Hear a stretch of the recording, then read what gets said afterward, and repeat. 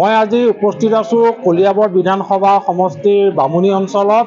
বামুণী অঞ্চলৰ ৰাইজৰ মনৰ কথা জানিম, যিহেতু 2024 সাধাৰণ নিৰ্বাচন সমাগত।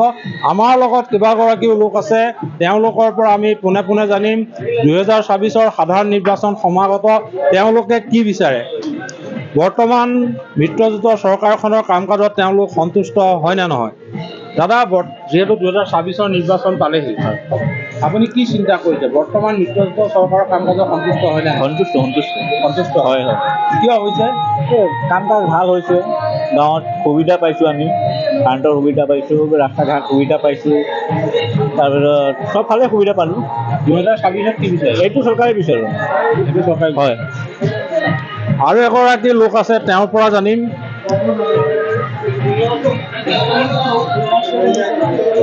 2024 নিৰ্বাচন পালেহি। দাদা, 2024 সাধাৰণ নিৰ্বাচন পালেহি। বৰ্তমান চৰকাৰৰ কাম কাজত আপুনি সন্তুষ্ট হয়নে? এতিয়া সন্তুষ্ট ইমানো হোৱা নাই। এতিয়া যে কৰিছোঁ, এতিয়া সময় আহক, সময় আহিলে বুজি পাব মই কি হয়। এতিয়া 26 আহক, 26 আহিলে নিৰ্বাচনত এতিয়াও সিদ্ধান্ত লোৱা নাই। এতিয়ালৈ 26 আহক, 26 আহিলে সিদ্ধান্ত লোৱা হ'ব। 2024 সাধাৰণ নিৰ্বাচন পালেহি। হয়, আপুনি কি চিন্তা কৰিছে? আমিতো এইটোৱে চিন্তা কৰিছোঁ, আমাৰ উন্নয়নমূলক কামবিলাক হ'ব লাগে। আমাৰ এই কলিয়াবৰ অঞ্চলত বহুত আমাৰ নিবনুৱা সমস্যাও আছে, আমাৰ বাগান এলেকাতো আছে। গতিকে এই সমস্যাবিলাক সমাধান হ'ব লাগে, এইটোৱেই 26ত আমি বিচাৰোঁ। কাৰ চৰকাৰ বিচাৰিব? বৰ্তমান চৰকাৰৰ কাম কাজ চৰকাৰটো এতিয়া বিতংভাৱেতো ক'ব নোৱাৰি, এইটোৱে ক'ব বিচাৰিছোঁ, যোনেই চৰকাৰ আহক আমাৰ এই কলিয়াবৰত উন্নয়নমূলক কাম হ'ব লাগে। আৰু এগৰাকী লোক আছে। দাদা, 2024 নিৰ্বাচন পালেহি, বৰ্তমান মিত্ৰজোঁটৰ চৰকাৰখনৰ কাম কাজত আপুনি সন্তুষ্ট হয়নে? বৰ্তমান মিত্ৰজোঁটৰ চৰকাৰখনৰ কাম কাজত সন্তুষ্ট হৈছোঁ।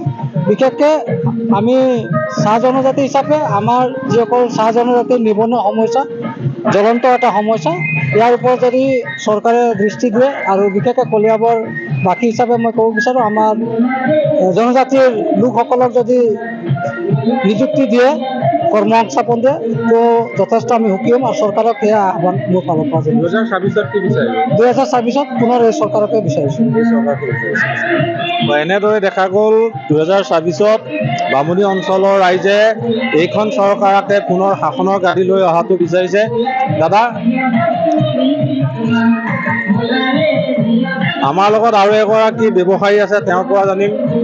2024 সাধাৰণ নিৰ্বাচন পালেহি, আপুনি কি বিচাৰিব? মই বিচাৰিম কি, যি চৰকাৰ আছে থাকিব লাগে, কাম কাজ ভালেই কৰি আছে, লগতে আমাৰ জুবিনদাৰ ন্যায়টোও লাগে আৰু সেইটোৱে আৰু কাম কাজ ভাল হৈ আছে।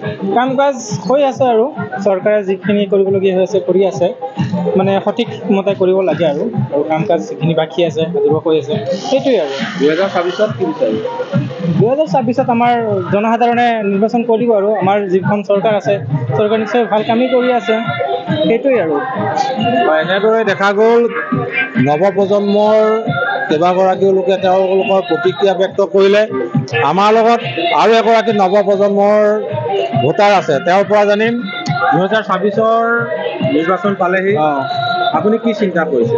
মই চিন্তা কৰিছোঁ, আপোনাৰ ধৰকচোন পেট্ৰল যিমানকেইটা বৃদ্ধি পাই আছে, দাম বাঢ়ি আছে, তো যেনে কমাই তাকে বিচাৰিম আৰু। কাৰ চৰকাৰ বিচাৰিব?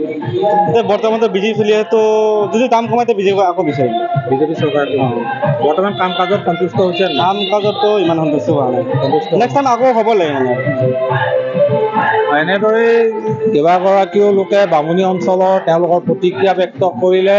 তেওঁলোকে 2024 উন্নয়নৰ স্বাৰ্থত মিত্ৰজোঁটৰ চৰকাৰখনকে পুনৰ অসমৰ শাসনৰ গাদীলৈ অহাটো বিচাৰিছে।